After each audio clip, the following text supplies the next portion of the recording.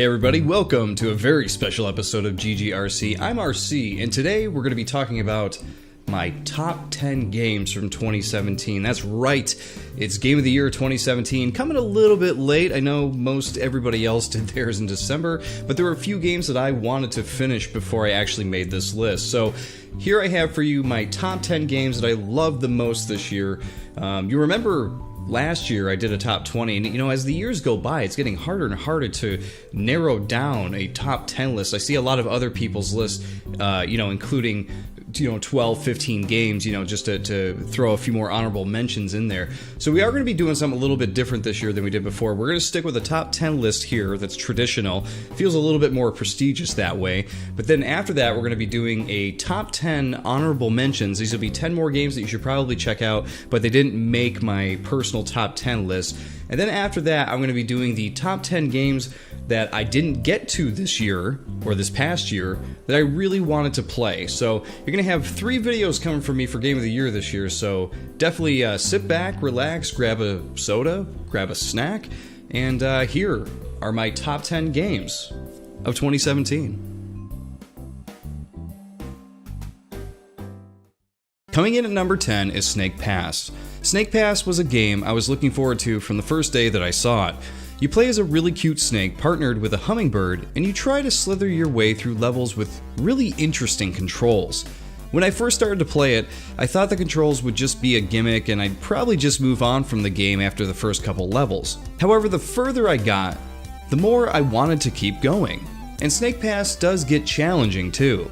Mastering the controls is a big part of it, as when you play a level where you have to grip a pole while moving to another pole, while wind tries to blow you away and there's spikes below you, it gets kinda tricky and sometimes kinda frustrating.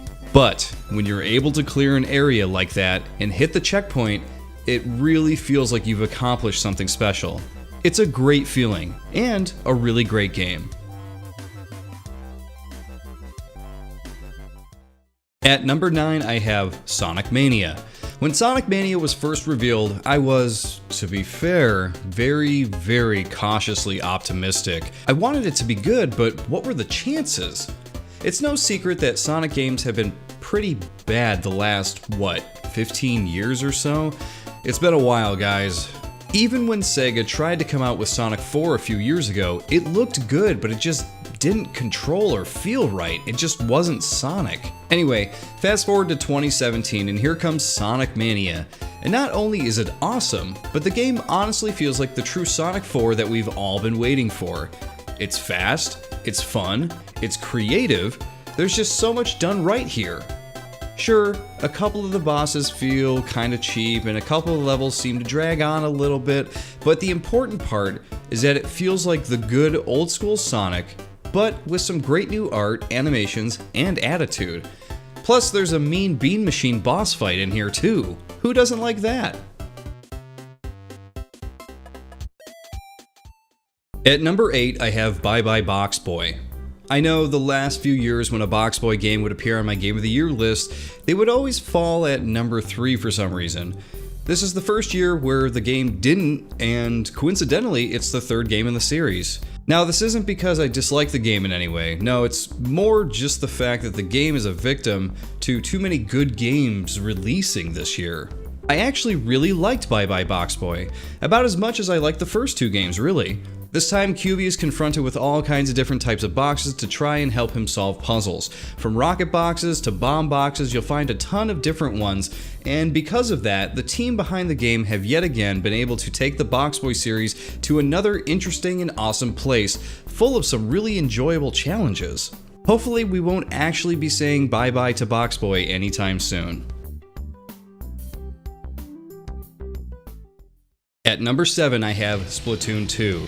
The original Splatoon was on my 2015 list, and back then I thought it was amazing. The sequel is basically the same game, but with a new coat of paint. No pun intended? Yeah, of course pun was intended, come on people. Chances are, if you like the original game, you're going to like this one just as much. If not more, because it's just more of what you already liked. More splatting, more guns, more clothes, more hairstyles, more cats, and more squids. My favorite addition to the game comes in the form of Splatoon's own wave-based mode called Salmon Run, where you and 3 other players race around and you try to take out powerful salmon bosses and steal their golden eggs.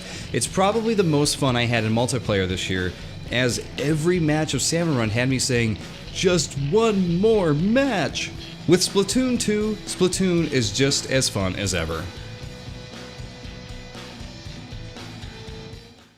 At number 6, I have Oasis.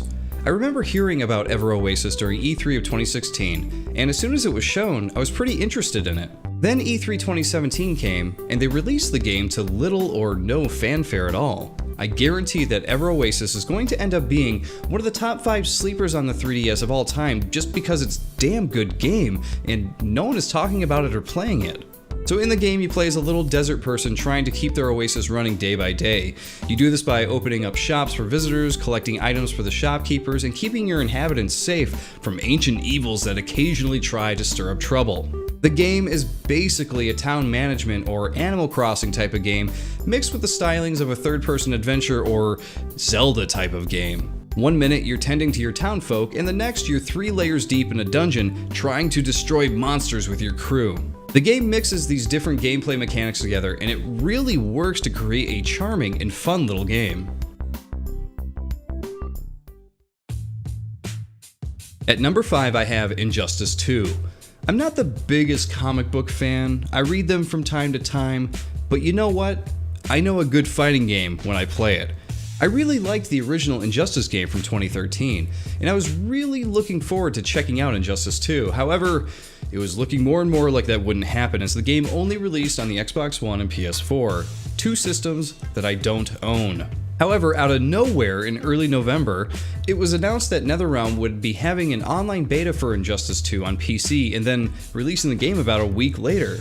Having heard that the game was good from previous reviews of the console versions of the game, I jumped at the chance to buy this game week 1 and I was not disappointed. The fighting feels smooth and fast, and doing combos mixed with special moves is just fun. On top of that, the game looks great. The characters all have the ability to unlock other costumes too, so if you're not a big fan of their Injustice 2 look, you can change it up. I also love all of the obscure heroes in this game. Some I've never heard of, but because of that, the one glaring thing that this game did for me was it helped me to realize how dumb most superhero names are. The main villain in the game is called Brainiac, and he is a real serious dude, but how can we take this guy seriously with a name like Brainiac? Then of course, I really thought about it. I mean, the name Superman, it sounds dumb when you say it out loud, doesn't it? Superman. He's a man that's super. Ooh. If fans hadn't been saying that name for the past 80 years, it'd be a different story, wouldn't it? If you came up with a superhero named Superman now, people would just laugh you out of the building. Anyway, regardless of the minutiae of superhero names, Injustice 2 is an awesome fighting game and it's well worth your time, even if it does have loot boxes in it. Urgh. At number 4, I have Wolfenstein 2: The New Colossus. So Wolfenstein 2 was one of the last games I played from 2017, and to be honest, I was a little afraid to get into it. Not because of the difficulty or anything like that, more because I had only played through around half of Wolfenstein: The New Order, and I wasn't prepared or ready for the sequel at all. When Wolfenstein 2 was announced last summer during E3, I was excited and I knew that I would have to finish the first game before tackling this new one. So what I did was I loaded up The New Order and played through what was left in that game, and the next day I immediately started into The New Colossus, and I think that was the better route to take because the story was completely fresh in my head. Now the funny thing with Wolfenstein 2 is that the gameplay is fine. The dual gun shooting is fun and traversing around feels pretty good, but that's not what I ultimately love about the game. What I love here is the story. Now, that doesn't happen too often for me. I'll be the first one to tell you that I love a good story, but I don't normally come to video games for a story. I come to have fun. But Wolfenstein made the story fun. Machine Games made an exploitation-style cinematic movie out of Wolfenstein 2, and I absolutely love it. This game made me laugh out loud a few times, and that just doesn't happen with me in gaming a lot, you know, unless there's a silly glitch or a bug or something to that effect. But the game also made me cringe at times and had me looking at the screen several times in disbelief. After every crazy event that was introduced in the game, I kept asking, how in the hell are they going to top that? And then later, they would top that. This game is worth experiencing, and I hope Machine Games gets the chance to top all of this again in a third game. At number 3, I have Steamworld Dig 2. Image and Form has really been killing it lately with their games. First, Steamworld Heist came out, which was in my top 10 list last year for 2016, and now Steamworld Dig 2 is on this year's list. I really wasn't ready for how much I was going to dig Steamworld Dig 2. Again, pun intended. I did enjoy the first game. It was fun, it had some personality, but I'm not sure that I would have called it one of my favorites. However, with Steamworld Dig 2, I can honestly say that it's truly a great game. It took what was fun about the first game and just doubled down on that formula. Of course, the primary objective is to dig and dig and dig some more, but it's more fun this time around with all kinds of new abilities, upgrades, challenges, and kooky characters. Not to mention, the music in this game is pretty awesome too. I mean, when this game came out, I finished it the weekend it came out, so that's how into it I was.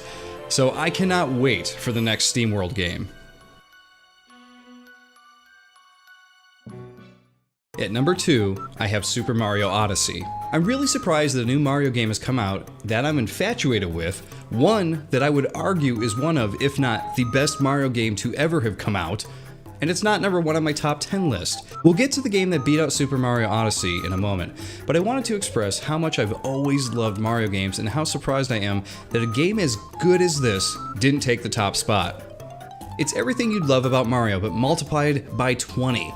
Where you have Mario suits with special abilities in older games, in Odyssey you have probably 100 different characters you can throw your hat at and use their own special ability. That's like having 100 different suits. Where older game levels would have maybe a handful of stars to collect, most Mario levels in Odyssey have at least 50 moons to collect.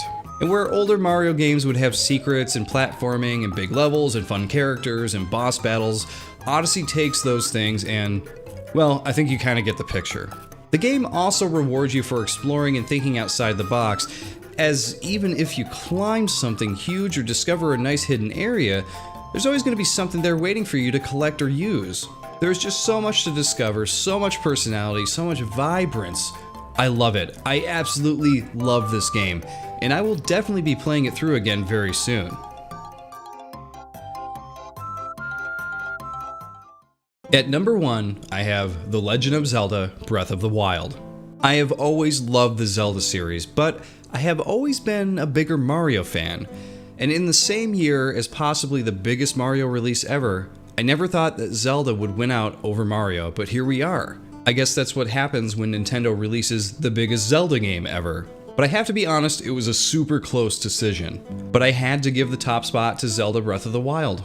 The game kept my attention for 70 hours, which is a miracle for me because I rarely spend that much time with a single player game. I think the reason is that Breath of the Wild is just a breath of fresh air, not only for the Zelda series, but for single player gaming in general. When the game released, I had a hard time not playing it. When I was at work, I was thinking about finding more shrines, and when I was at home doing chores, I was speeding through them to get back to exploring Hyrule. I know many dismiss this game as Zelda meets an open world, but it's so much more than that.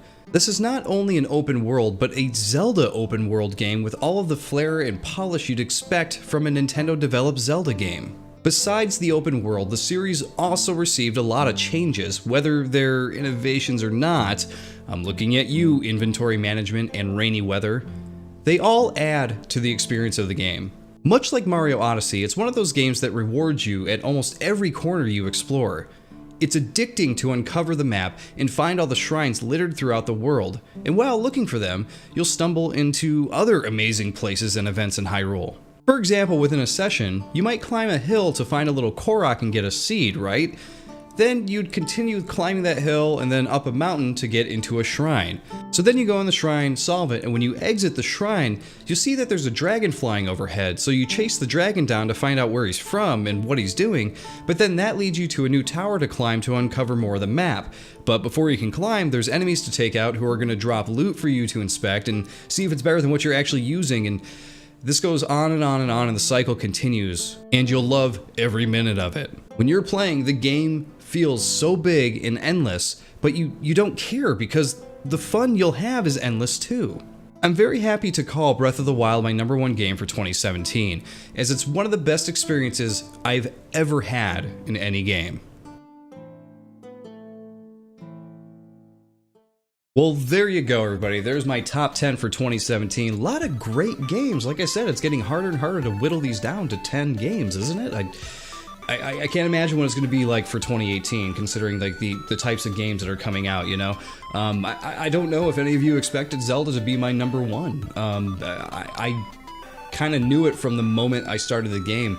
When I was about 10 hours in, I would say, wow, this is more than likely going to be my #1. As much as I liked Mario Odyssey and all the other games on this list, it just beat everything. And it might be surprising because I didn't talk about it a whole lot on this channel. I might have mentioned it here or there, what I was doing, what I was playing, but I didn't really cover it in any kind of a video form. Like I did with the majority of these other games. Another one that might be surprising is Wolfenstein 2, and Wolfenstein 2... It was a game that I didn't really talk about at all on this channel because I literally just finished playing it last week, and it was one of the late entry games I wanted to get in before I made my list because it was a game I just didn't have, you know, time for just yet. But I ended up loving its over-the-top story, so it was really, really cool. So thanks for watching, everybody. Please look forward to seeing my top 10 honorable mentions, other games that you should definitely check out but just didn't quite make my top 10. And there's also going to be a top 10 list, as I mentioned, for games that I really wanted to get to in 2017 but just didn't get to for, you know, time reasons or whatever. I don't know. I gotta come up with a better title for that video, but that is coming up soon. But GG, everybody, and I'll see you all next time.